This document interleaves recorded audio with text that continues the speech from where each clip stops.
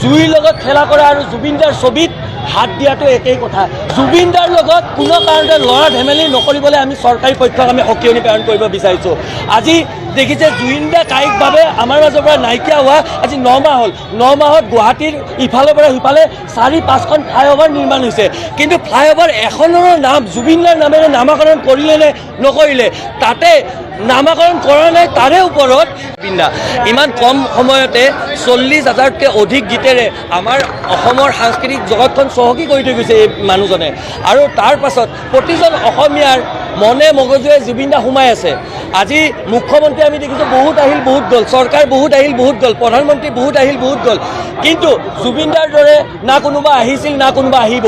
আহি থাকিবলগীয়া 200 বছৰ আমি জুবিনদাৰ দৰে কোনো অসমীয়া গৌৰৱী অসমীয়া আমি নাপাওঁ। এই কথাটো আমি প্ৰতিজন অসমীয়া আজি মনে প্ৰাণে আমি ভাবি লৈছোঁ। আৰু এটা কথা ঠিক, জুইৰ লগত খেলা কৰা আৰু জুবিনদাৰ ছবিত হাত দিয়াটো একেই কথা। জুবিনদাৰ লগত কোনো কাৰণতে লৰা ধেমেলি নকৰিবলৈ আমি চৰকাৰী পক্ষক আমি সকিয়নি প্ৰেৰণ কৰিব বিচাৰিছোঁ। আজি দেখিছে জুবিনদা কায়িকভাৱে আমাৰ মাজৰ পৰা নাইকিয়া হোৱা আজি 9 মাহ হ'ল।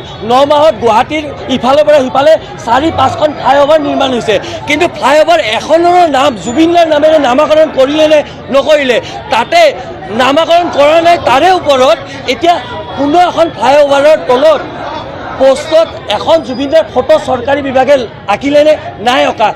যদি তোমালোকে জুবিনদাক যুৱ প্ৰজন্মৰ মাজত চিনাকি কৰি দিব নোৱাৰা, তেনেহ'লে এই যুৱ প্ৰজন্মই এই অংকন কৰা ছবি মোহাৰি দিয়া অধিকাৰো তোমালোকৰ নাই। যদি তোমালোকে জুবিনদাক বিশ্ব দৰবাৰলৈকে চিনাকি কৰাই দিব নোৱাৰা, এতিয়া তেওঁলোকে কৈছে যে জাপানৰ প্ৰধানমন্ত্ৰী আহিবৰ কাৰণে চাফ চিকুণ কৰিছে। ভাল কথা, জাপানৰ প্ৰধানমন্ত্ৰী নহয়, আমেৰিকাৰ ৰাষ্ট্ৰপতিও আহক। আমি অসমীয়া মানুহে আপ্যায়ন কৰি ভাল পাওঁ, আমি অতিথিক সন্মান কৰোঁ, আপ্যায়িত কৰোঁ, কিন্তু সেই অজুহাত লৈ জাপানৰ প্ৰধানমন্ত্ৰী অহা অজুহাত লৈ আমাৰ হিয়াৰ অমতো আমি যাক লৈ গৰ্ব কৰোঁ, যাক লৈ অহংকাৰ কৰোঁ, জুবিনদাৰ ফটো মোহাৰি দিব আৰু আমি গণতান্ত্ৰিকভাৱে আন্দোলনো নকৰিম, প্ৰতিবাদো নকৰিম, এই কথাটো হ'ব নোৱাৰে। আমি জুবিনদাক লৈ প্ৰতিজন গৌৰৱী অসমীয়াই আজি ইয়াতে উপস্থিত হৈছোঁ আৰু আমাৰ উপস্থিতিত আমি চাই আছোঁ মাৰ্চেল বৰাই ইয়াতে এই ছবিখন অংকন কৰিছে। আৰু যদি চৰকাৰৰ সাহস আছে এই ছবিখন অংকন কৰাত তেওঁলোকে দেখাওক। মুখ্যমন্ত্ৰী মহোদয় কি কাৰণে এনেকুৱা ধৰণৰ কাৰ্য সংঘটিত কৰি আছে আমি নাজানো। কি কাৰণে চৰকাৰৰ ইমান অনীহা জুবিনদাক লৈ। আজি 9 মাহ হৈ যোৱাৰ পিছতো জুবিন ক্ষেত্ৰৰ কাম সম্পূৰ্ণ কৰি আনিব নোৱাৰিলে। এখন ফ্লাইঅভাৰৰ তলত এটা প্ৰতিমূৰ্তি স্থাপন কৰিব নোৱাৰিলে চৰকাৰে। মানুহে কৰিছে, দল সংগঠনে কৰিছে, কিন্তু চৰকাৰে কৰিছেনে এই মুহূৰ্তলৈকে এটা কোনো প্ৰতিমূৰ্তি নাই কৰা। অতিকৈ দুৰ্ভাগ্যজনক কথা।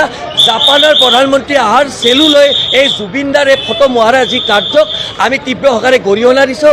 আৰু এটা কথা স্পষ্ট কৰি দিবলৈ বিচাৰিছোঁ, জুবিনদাৰ লগত খেলা কৰা আৰু জুইৰ লগত খেলা কৰা একেই।